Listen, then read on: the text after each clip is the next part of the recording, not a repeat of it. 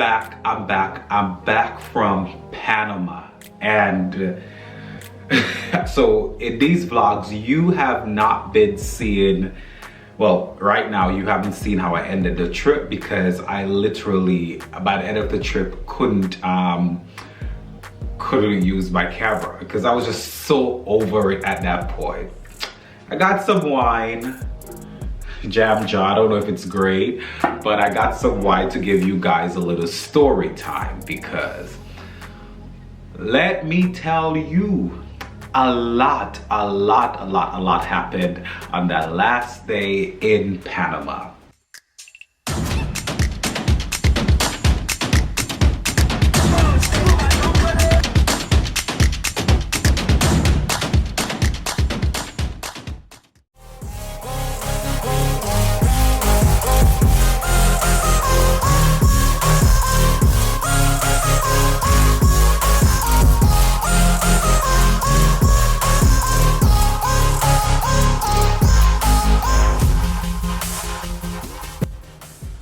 So, you know, Friday night, I didn't vlog that because I didn't take the camera to that spot. We met this group of people, and we were dancing together, and then one of the girls there met her, and literally we were talking for some time. Decided to go meet with her on that morning, Monday morning. Literally that morning, everything went south. After I was leaving, so you guys know, we rented a car. And most of the trip, by the way, I had not been using my phone for GPS. We had been using Chrisanne's phone. Oh, rewind. Let's go back. Come on, let's sit. Sit, wine and chat, sip and chat. The night before, by the way, we went to, I would drop some clips in here of the beach club. We went to the beach club. It was at the JW Marriott. Beautiful place. Most of Panama, you can see amazing, beautiful sceneries. After dinner, we decided to go check out this casino to see if it was still open. The casino was closed. So Chrisanne, myself, and Madashir, the casino was on the second level, the beach club is on the first level. On the way down, I remember there were some stairs, there were no escalators or elevator. I remember Madashir saying, let me take my shoes off before I fall. Let me tell you guys, Madashir would have said that maybe 5 seconds, and then I look to my right, all I see is Chrisanne tumbling down the stairs. I don't mean to laugh, but in the moment I think it was so shocking, because I was trying to process it, because I did not expect her to fall. If anyone at all, I would expect Madashir. So Chrisanne falls down the stairs. You know, the waitress who was in the restaurant, they were all leaving at the same time. They ran, they're come running. The managers are coming running. Chrisanne is at the bottom. She is like this. You're seeing this scene. She's on the floor. And at a certain point, she's trying to get up. And then she's like, I'm lightheaded. And I'm like, oh God, what is about to happen here? Like, I've never been in a scenario, medical emergencies. Yeah, it was crazy. Hence why travel insurance is important, because if this girl needed to go to the hospital, she actually had travel insurance. So if she needed to go to the hospital, her medical bills would have been covered. But she didn't need to go. Well, she didn't go. The hospital, the hotel wanted to secure themselves. They wanted to get her checked out. The ambulance came and they checked her out, and they wanted to send her to the hospital, but she didn't want to go, mind you. So now the next morning, that's when Madashir was leaving, and we all were leaving. Madashir was leaving early the morning. Early that morning, I had to drop my share at the airport at 4 a.m. The rental car that I rented, I'm leaving the Airbnb to go to the airport to drop my share out.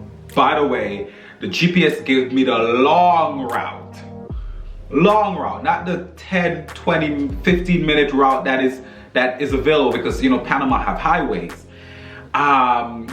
As I'm going out, I'm cutting the corner of in the building. The corners are tight. The car scratches the paint. If you guys remember, you know those like caution tape to the side of the wall. The car hits there, and now the black paint is on the car to the left hand side. I'm like, oh God, here goes something else. That's early in the morning. As I told you guys, I went out early that morning to meet up with this girl. That same day, I decided to get a tattoo. After leaving the tattoo parlor, my phone goes dead. Well, actually, I don't have any signal. I don't have signal, I don't have service, and my phone is dying.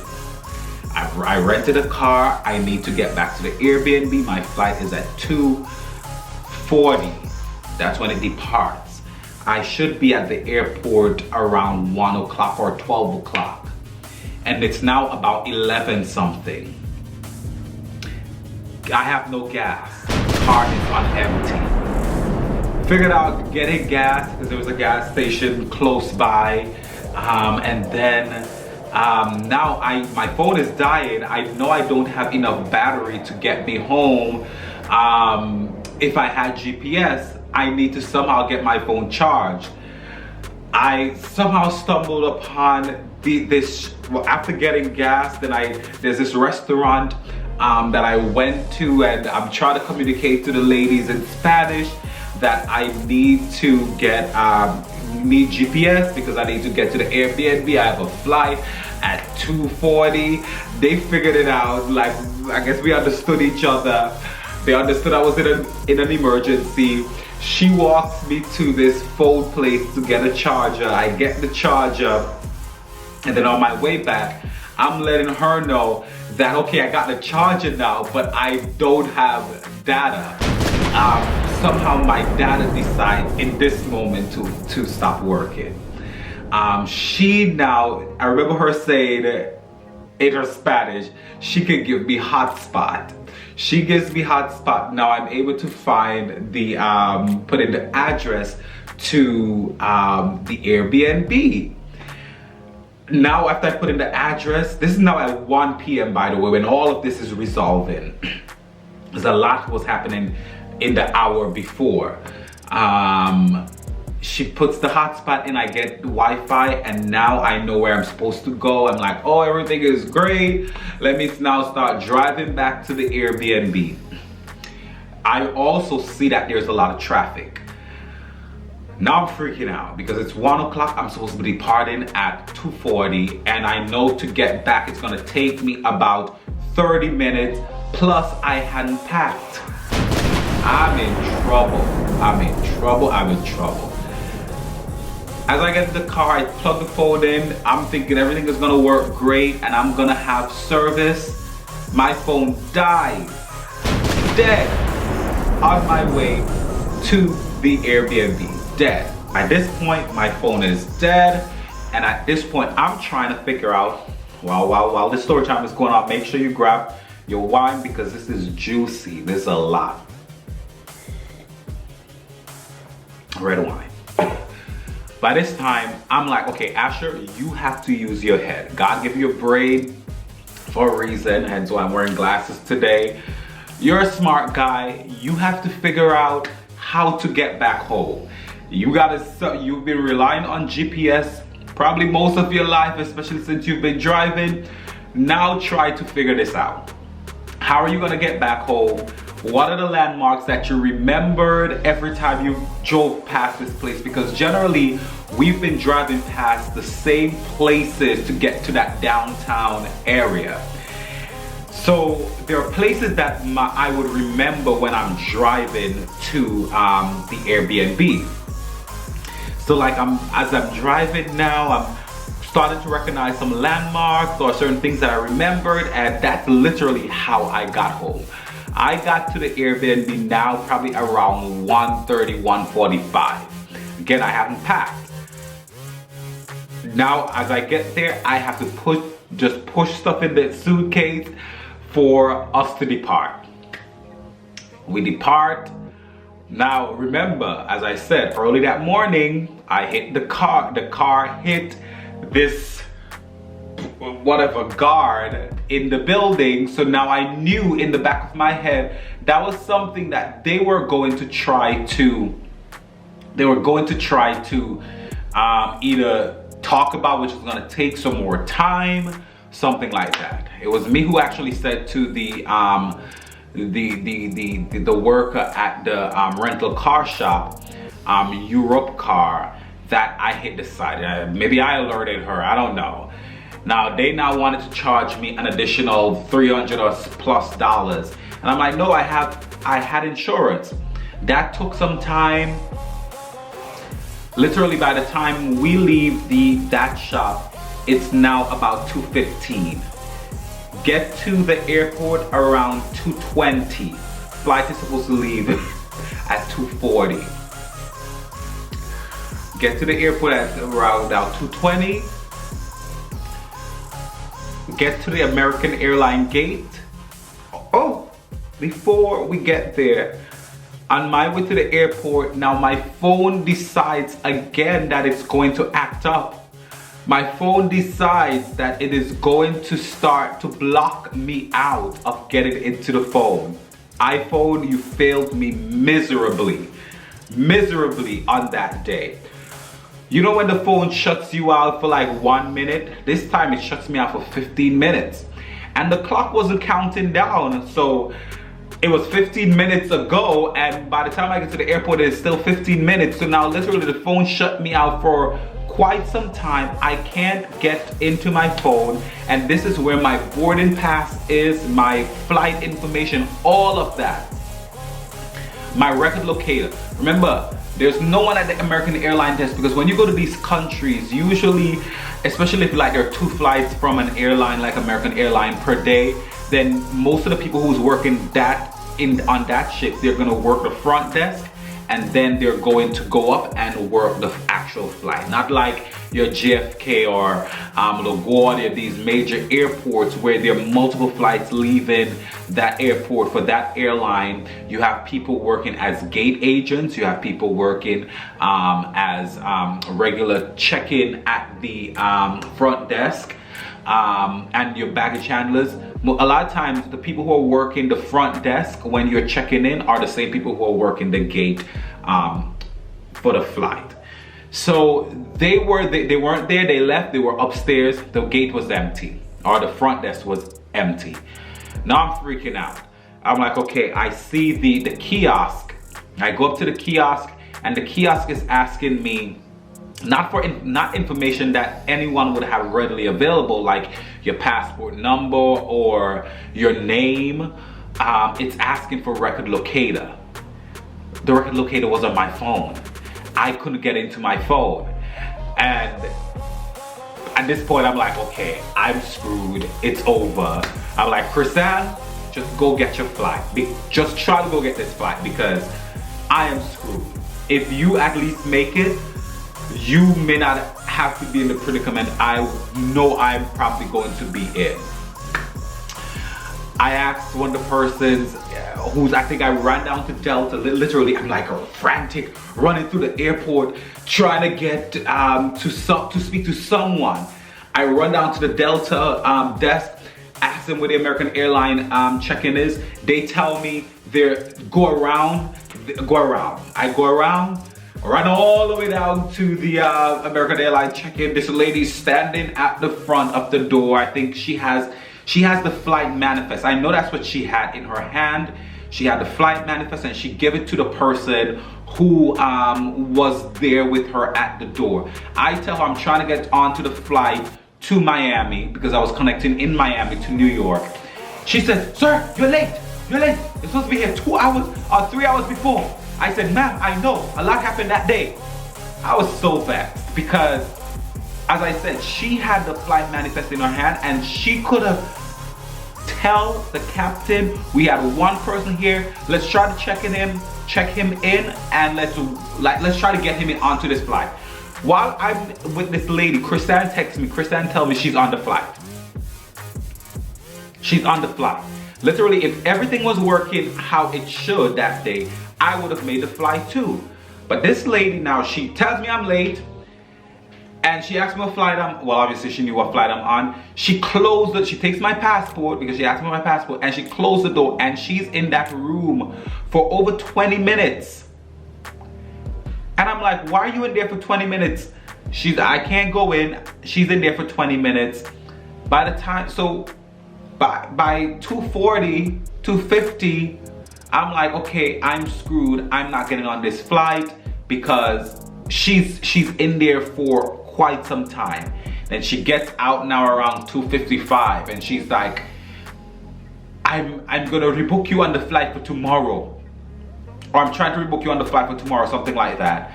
And I'm like, that is good and all, but like that's not what I expected you to do. What I expected were for you to try to at least see if you could try to get me onto that flight.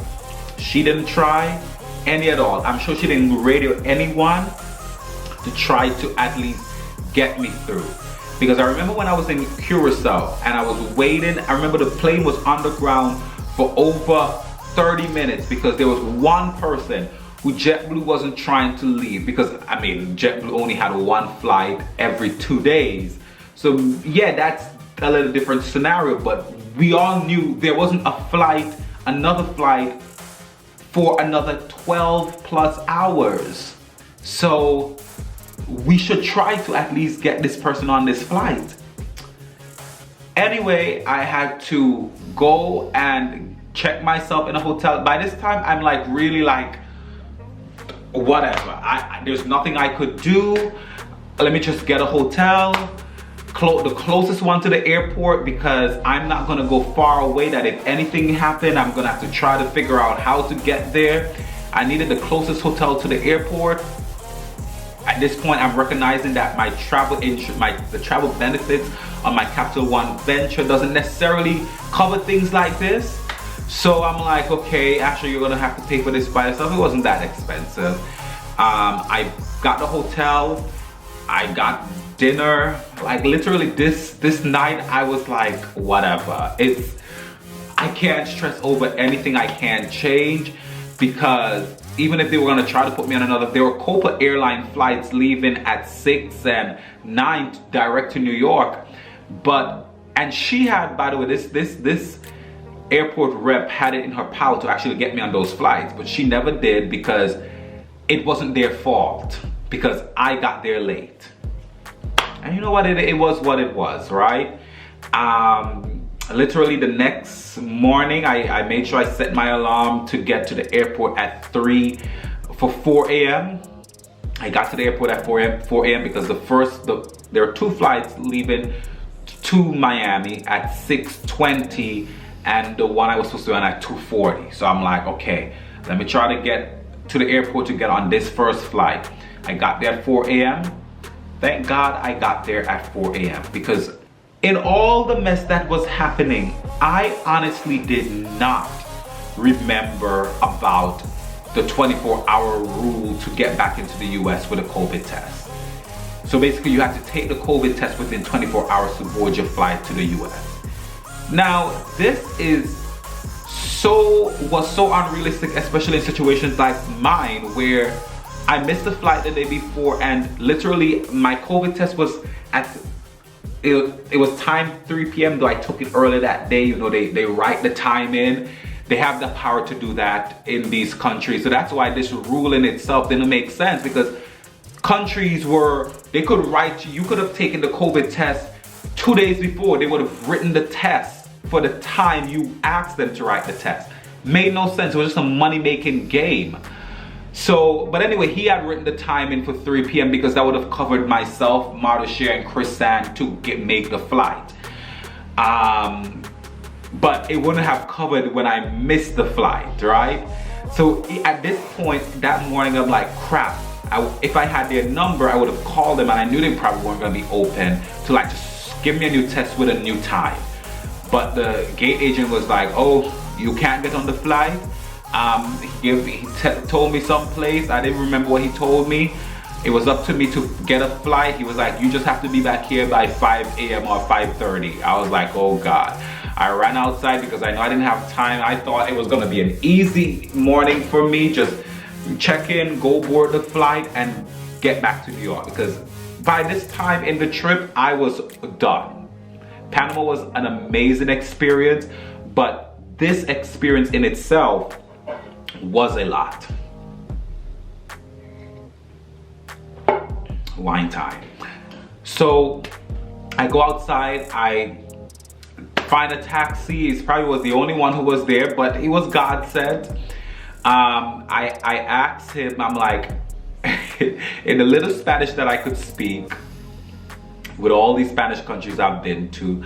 By the way, I studied French in college or in high school. I never studied Spanish. So the Spanish that I am learning is Spanish that I'm really picking up in my travels. And I'm usually picking up Spanish when I'm in situations like this that I have to try to say something to get me out of the situation.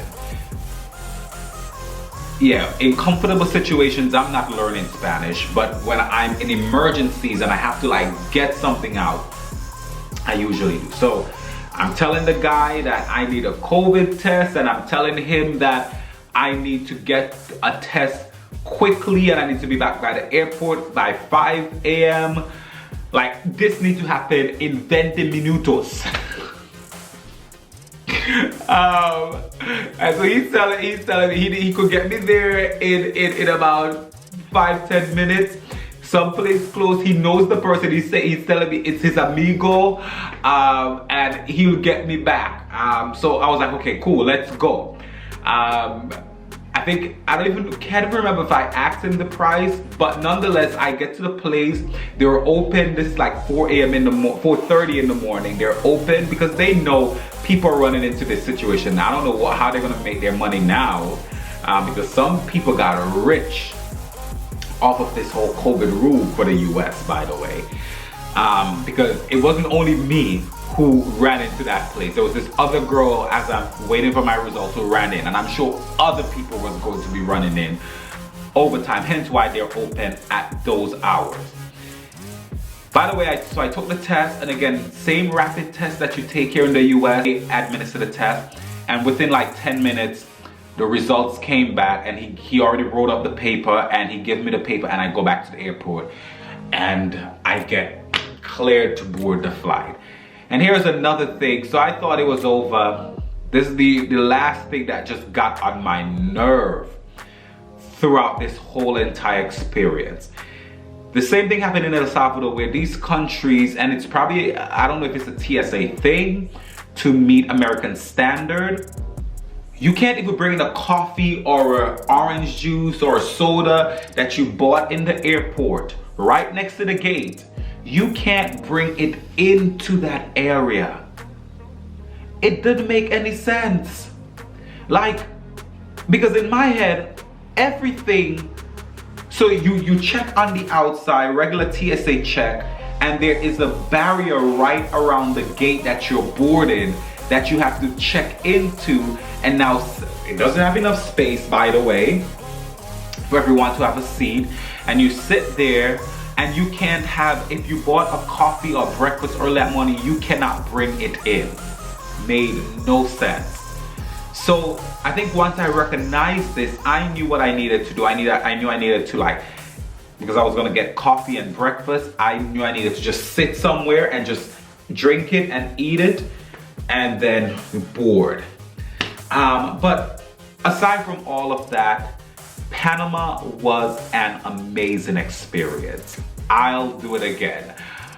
Though after this experience, I was a little bit annoyed, disappointed, upset.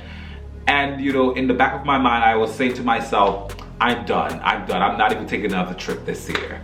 But I certainly recommend you go into Panama. But I think these type of stories and learning from my experience, and travelers like me will let you know what you should expect when you go to countries like this, because you're not going to have the experience like you have in America. A lot did happen. I think what I'm learning here is that I need, on my next trip, I have to carry a portable charger. And these are things that I know. But these aren't things that, you know, like you know something and you put it off. You put it off. You're like, I could do it the next trip or the next time. No, but now, before the next trip, I have to purchase a portable charger. And you know what? T-Mobile messed up that day. Donkey of the day. There are a few donkeys of the day, or donkeys of this story time. T-Mobile, I love you, but you are the donkey of this story time. Like, you messed up, because apparently there was this T-Mobile outage, probably in Panama, that day. Because literally my phone and my data had been working days before. It has been working consistently.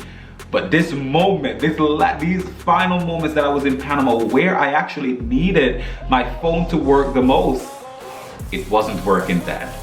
So T-Mobile gets the donkey of this story time.